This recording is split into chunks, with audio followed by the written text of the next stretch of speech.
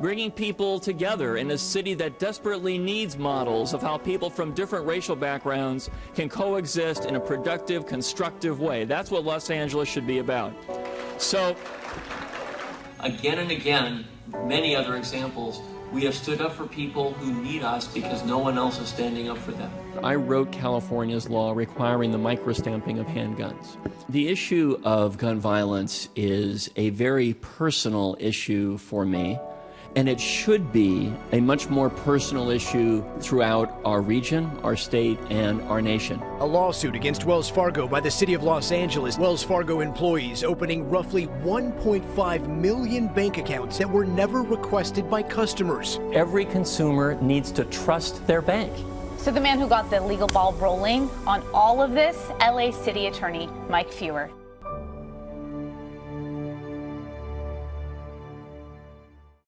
Los Angeles City Attorney Mike Feuer could have taken the easy road. As a graduate of Harvard Law School, he watched the vast majority of his classmates move into high-paying corporate law careers at blockbuster megafirms.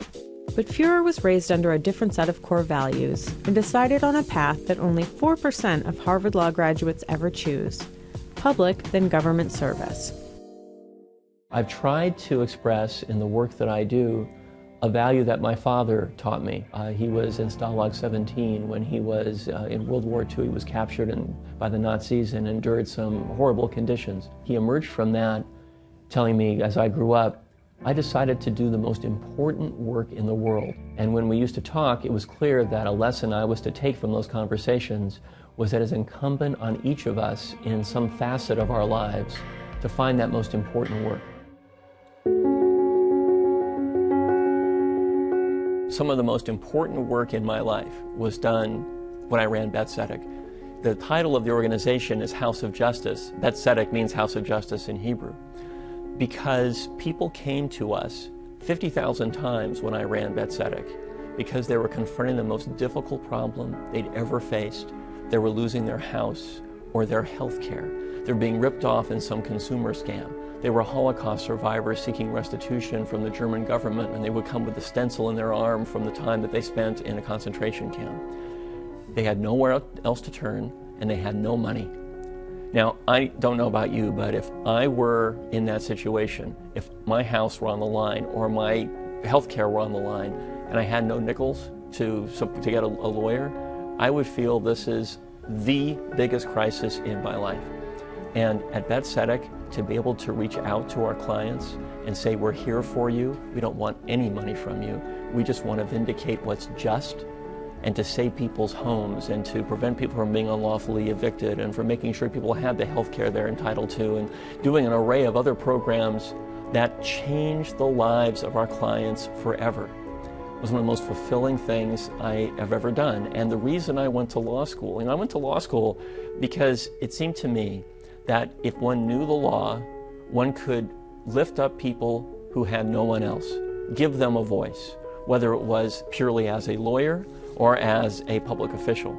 And that proved to be true, but Bet Tzedek really got me started at the very earliest stages of my career in that direction. Tonight, the sheriff here revealing the worsening toll, at least 59 now dead. More than 500 victims may be on their way out of this building, that three-story building right there on the campus of Marjorie Stoneman.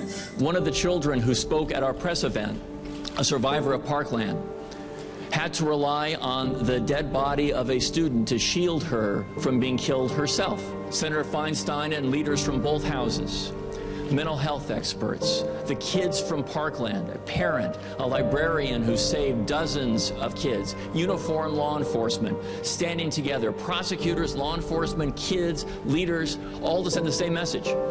There has to be a national assault weapons ban. We need to be sure to sustain this effort so we can assure that moms and kids and families across the United States have what they deserve: safe schools and safe streets for everyone. A lot of people, when you say the name Mike Feuer, they automatically think gun control. Sure. Well, let's take a step back for a second. It's too easy to have sort of an antiseptic conversation here in the studio about gun violence. I want to take our viewers to a little different level here.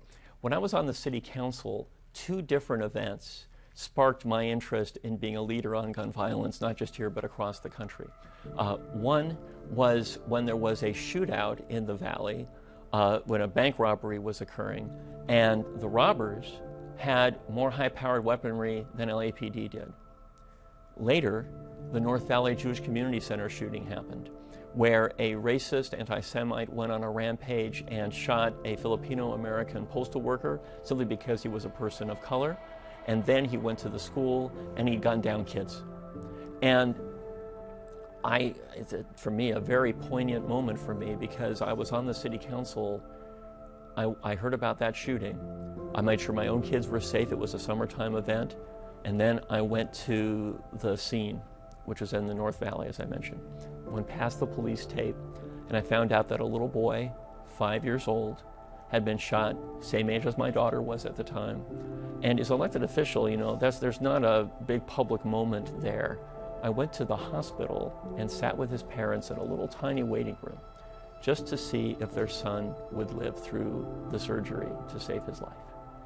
And once you do that, the issue of trying to combat gun violence takes on a whole different cast. It's not just some sterile conversation. This is about making sure that no other kid has to suffer that way. So on the city council, I was very proud to write most of the city's most significant laws to prevent gun violence, some of which became the catalyst for changes at the state level.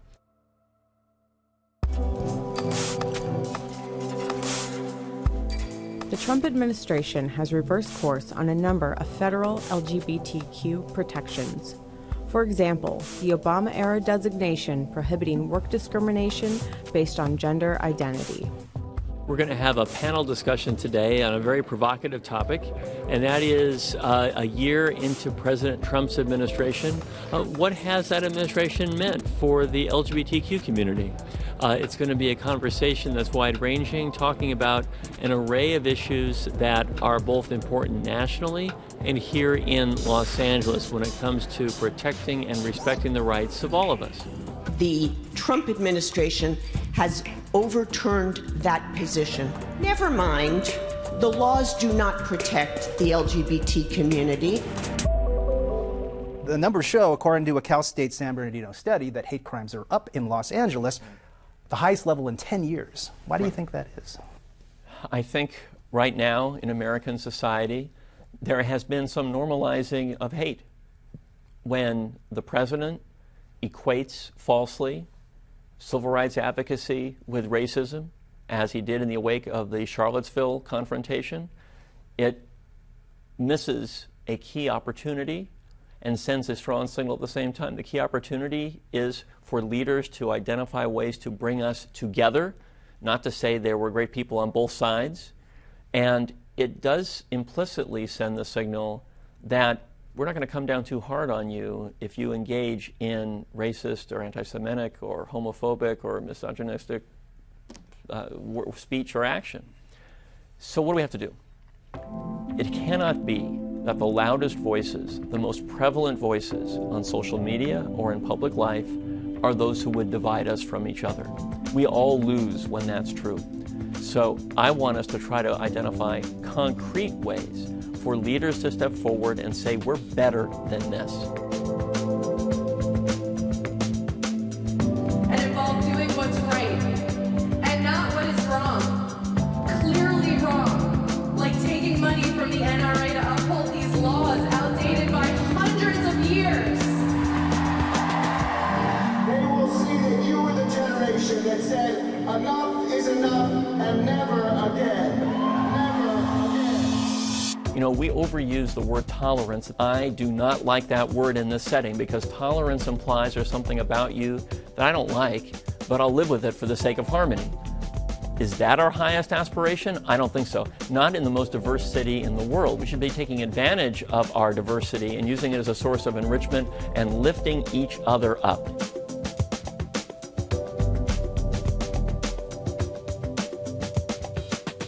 We have to do better, and I think we can.